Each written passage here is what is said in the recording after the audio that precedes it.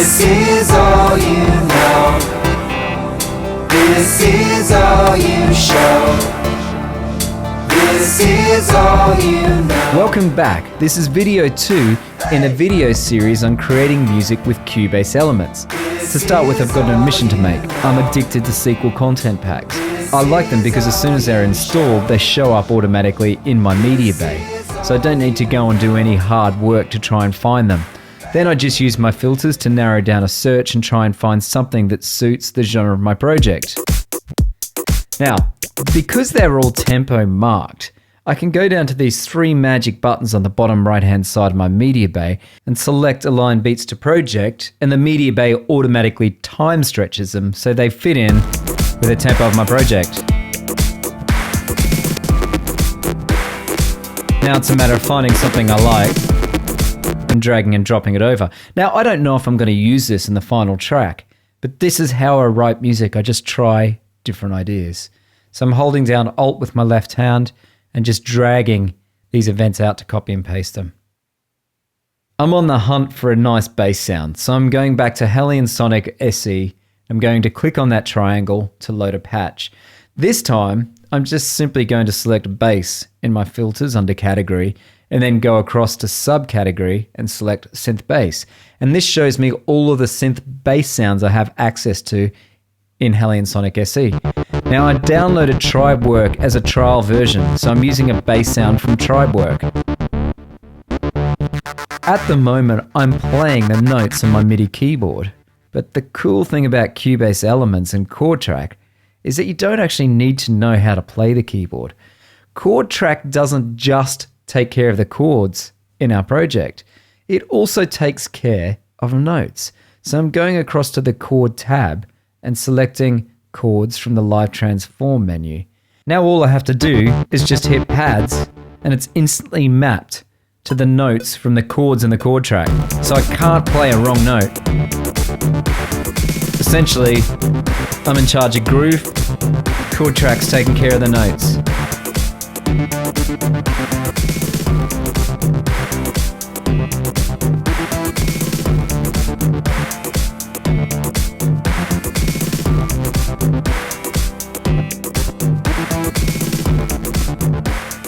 That's just good fun. We can turn the chords in the chord track into MIDI by highlighting them and dragging them into an instrument track. You can see the notes in the chord by double-clicking to bring up the key editor or hit Command R to bring up the score window. I'm turning on chord pads and I'm going down to the triangle menu in chord pads to align the pads to the chord track. And once we're prompted, we can hit OK and the new chords will appear in the chord pads. So I can use my mouse to trigger these chords, or I can use the pads on my MIDI keyboard to trigger the chords. I can assign my pads to those blue notes which represent chords up in the piano player by clicking on MIDI Learn, clicking on the bottom pad and the top pad. The blue highlighted section will then change to where my pads are. Now I'm using one finger to trigger these chords. I can move the chords around in between pads and use the handles on the side and the bottom of the pads to change voicings and tensions. Now I can hit record and use 2 fingers to record a synth part.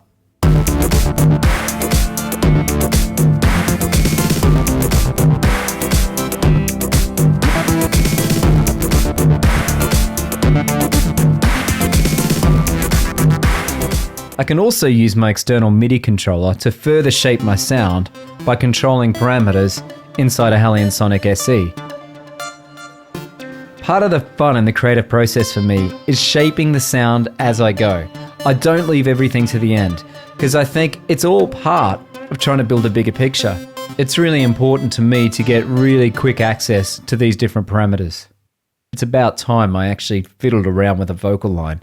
I'm not going to overcomplicate this vocal part, but I am going to layer it, so I'm creating quite a few vocal tracks.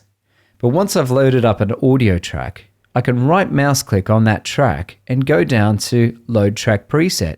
In the last video, we looked at using the Alan Morgan channel strip presets. Well, now we're using track presets, which is a combination of things like inserts and EQs. When I find something I like, I double click on the preset and it loads up the settings onto the track. I can also edit these settings and save my own track presets. I've got quite a few vocal tracks here, so I'm adding a folder track to try and keep things organized, and I'm just highlighting all of my audio tracks and dragging them up into that folder. Now I can rename that folder, and I can open and close the folder to show me all of the tracks that I have inside of that folder, and it really helps us save on space. Now it's a matter of making sure my routing's correct. So my microphone's going into the left stereo input, so that's correct. I want to record over these bars, so I'm highlighting them, clicking the P button to set my left and right locator, and then turning the cycle on. And Cubase will cycle record in between the left and right locator. So I'm just doing take after take after take. Once I've got my level, it's a matter of hitting record. Check 1, 2, hey.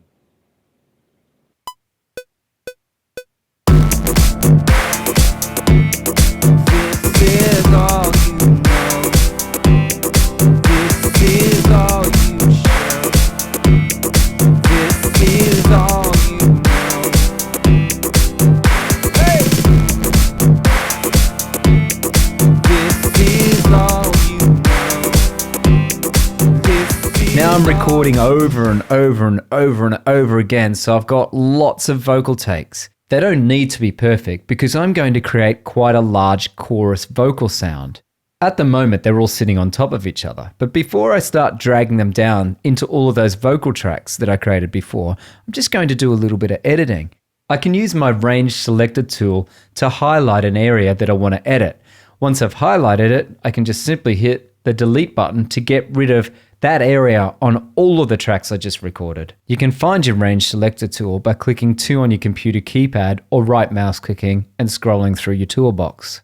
Another very important reason for editing a vocal take like this is to get rid of breath marks. Now, breath marks can help a track or a vocal take sound natural, but sometimes they can also hinder any effects that we put over the top of the vocal take. I'm also putting a fade in at the start of each part and a fade out, and it's applying them to all of them because I've got every event selected.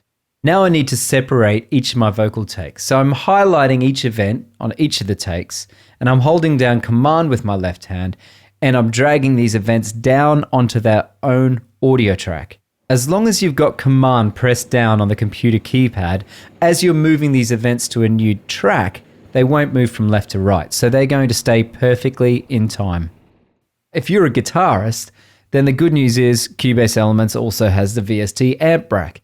I'm somewhat of a closet guitarist, so I quite enjoy plugging a guitar in when I'm writing music and just playing around with it.